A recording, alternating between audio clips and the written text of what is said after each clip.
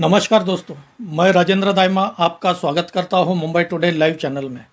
राजनीतिक गलियारों में कुछ महीनों से चर्चा हो रही थी कि मोदी मंत्रिमंडल में फेरबदल किया जाएगा और यह चर्चा भी हो रही थी कि मानसून सत्र के पहले ही बड़े स्तर पर मोदी मंत्रिमंडल में फेरबदल किया जाएगा, लेकिन ऐसा हुआ नहीं है। लेकिन अब यह पूरी संभावना है कि आने वाले एक महीने के अंदर बड़े स्तर पर फेरबदल किया जा सकता है। प्रधानमंत्री नरेंद्र मोदी नियमित रूप से अपने मंत्रियों का परफॉर्मेंस ऑडिट कराते आए हैं और इस बार भी उन्होंने करा लिया है। पिछले कुछ दिनों में बड़े स्तर पर राजनीतिक उथल-पुथल देखने को मिली। मानसून सत्र में जिस तरह से विपक्ष ने ऑपरेशन सिंदूर और बिहार में हो रही स्पेशल इंटेंसिव रिवीजन एसआईआर को लेकर हंगामा किया, उसके बाद यह मोदी मंत्रिमंडल का विस्तार और भी महत्वपूर्ण हो चुका है। प्रधानमंत्री नरेंद्र मोदी काफ़ी तेजी से कुछ निर्णय ले रहे हैं। यह हमने देखा है, अभी कुछ दिन पहले ही जीएसटी के स्लैब में बदल किया गया। जीएसटी का स्लैब 12% और 28% पूरी तरह से हटा दिया गया। जितने भी प्रोडक्ट्स वस्तुएं यह 12% में थी वह 5% में आ गई। आज हम रोज़मर्रा में जो वस्तुएं इस्तेमाल करते हैं, जैसे टूथब्रश, टूथपेस्ट, कॉस्मेटिक प्रोडक्ट्स, कपड़ा, जूते, चप्पल, दवाइयाँ, यह सब अब सस्ते हो जाएगी और यह सब अब 5% में शामिल किया गया है। इसी तरह 28% के स्लैब को ख़त्म करते हुए सभी प्रोडक्ट्स 18% में शामिल कर दिए गए।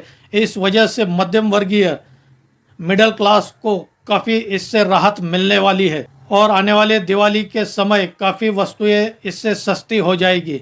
मोदी सरकार ने एक तरह से जीएसटी में कटौती कर आम जनता और मिडिल क्लास को एक दिवाली का तोहफा दिया है और इसे ही ध्यान में रखते हुए ऐसी संभावना जताई जा रही है कि दिवाली के पहले मोदी मंत्रिमंडल में बड़े स्तर पर फेरबदल किया जा सकता है। कई नेताओं को मोदी मंत्रिमंडल में शामिल किया जाएगा और कई मंत्रियों की मोदी मंत्रिमंडल से छुट्टी की जाएगी। हो सकता है कुछ मंत्रियों को पार्टी की जवाबदारी दी जाए, संगठनात्मक जवाबदारी दी जा सकती है। मोदी मंत्रिमंडल में फिलहाल भाजपा के 61 मंत्री और एनडीए की सहयोगी पार्टी के 11, ऐसे कुल मिलाकर 72 मंत्रियों का मंत्रिमंडल है। सबसे पहला जिस नेता का नाम मोदी मंत्रिमंडल में शामिल किया जा सकता है वह है हिमाचल प्रदेश के अनुराग ठाकुर। अनुराग ठाकुर यह मोदी मंत्रिमंडल 2.0 में सूचना एवं प्रसारण मंत्री और खेल मंत्री रह चुके हैं और ऐसा माना जा रहा है कि इस बार के फेरबदल में अनुराग ठाकुर को मोदी मंत्रिमंडल में शामिल किया जा सकता है। रविशंकर प्रसाद यह वाजपेयी में भी मंत्री रह चुके हैं और 2014 से लेकर 2021 तक मोदी मंत्रिमंडल में भी वे मंत्री रह चुके हैं और वे पूर्व कानून मंत्री है। 2021 में जब मोदी मंत्रिमंडल में फेरबदल किया गया तब रविशंकर प्रसाद को मंत्रिमंडल से हटाया गया, लेकिन इस बार पूरी संभावना है कि रविशंकर प्रसाद को मोदी मंत्रिमंडल में फेरबदल के समय शामिल किया जा सकता है। इसके बाद तमिलनाडु से आने वाले के अन्नामलाई को मोदी मंत्रिमंडल में स्थान मिल सकता है।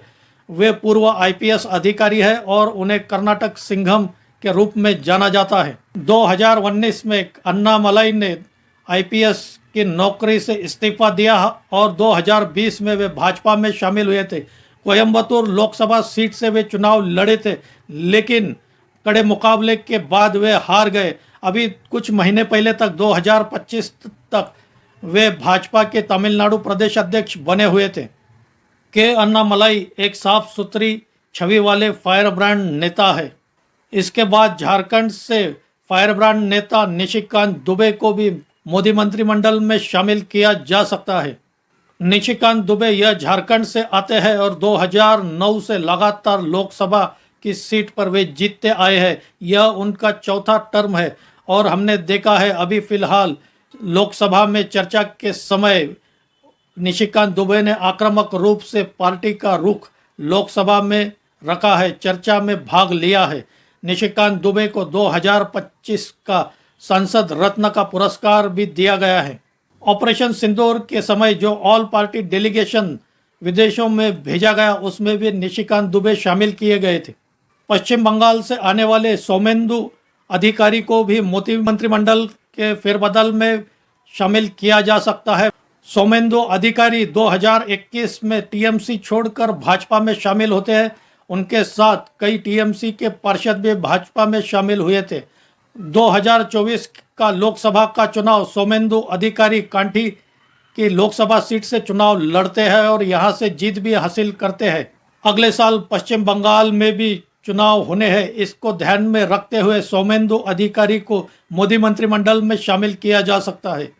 इसके साथ ही कुछ एनडीए की सहयोगी पार्टियों के नेताओं को भी मोदी मंत्रिमंडल में शामिल किया जा सकता है। इसमें प्रमुख रूप से महाराष्ट्र की शिवसेना एकनाथ शिंदे के खासदार श्रीकांत शिंदे का नाम आगे चल रहा है। श्रीकांत शिंदे यह महाराष्ट्र के पूर्व मुख्यमंत्री एकनाथ शिंदे के बेटे हैं और कल्याण से खासदार है। श्रीकांत शिंदे 2009 से लगातार कल्याण लोकसभा सीट से जीतते आए हैं। यह उनका तीसरा टर्म है। ऑपरेशन सिंदूर के ऑल पार्टी डेलीगेशन में भी श्रीकांत शिंदे को शामिल किया गया था। आने वाले कुछ महीनों में महाराष्ट्र के महानगर पालिका खासकर मुंबई और Kalyan Dombivli municipal corporation KDMC के चुनाव होने हैं। इसे ध्यान में रखते हुए भाजपा श्रीकांत शिंदे को मोदी मंत्रिमंडल में स्थान दे सकती है। साथ ही एकनाथ शिंदे और गृह मंत्री अमित शाह के बीच काफ़ी अच्छी अंडरस्टैंडिंग है।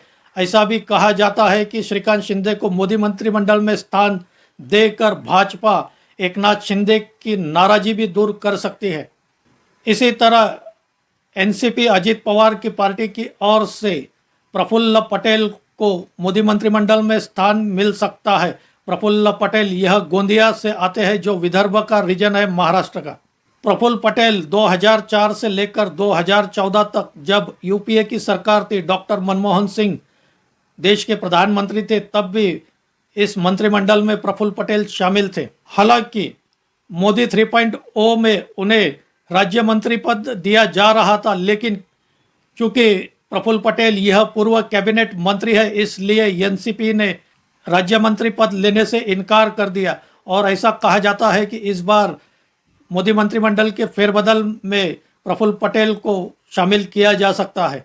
इसी तरह कुछ और नामों की चर्चा हो रही है। इसमें से विशेषकर शशि थरूर की भी नामों की चर्चा हो रही है। फिलहाल शशि थरूर यह कांग्रेस पार्टी में है, लेकिन जिस तरह से शशि थरूर और प्रधानमंत्री नरेंद्र मोदी के बीच एक अंडरस्टैंडिंग हुई है, दोनों नेताओं के बीच अच्छी दोस्ती देखने को मिली है, उस वजह से माना जाता है कि शशि थरूर भी कांग्रेस छोड़कर भाजपा में शामिल हो सकते हैं और उन्हें मोदी मंत्रिमंडल में स्थान मिल सकता है। इसके साथ ही राजस्थान की पूर्व मुख्यमंत्री वसुंधरा राजे को भी मोदी मंत्रिमंडल में स्थान मिल सकता है, क्योंकि अभी कुछ महीने पहले ही वसुंधरा राजे और प्रधानमंत्री नरेंद्र मोदी और गृह मंत्री अमित शाह के बीच कई बार मीटिंग हो चुकी है। देखना होगा हमें वसुंधरा राजे मोदी मंत्रिमंडल में शामिल होती है या अपने बेटे दुष्यंत कुमार के लिए कुछ पार्टी में भूमिका की मांग करती है, यह हमें देखना होगा। दोस्तों, आपको क्या लगता है? आप इस बारे में कमेंट करके बताइए।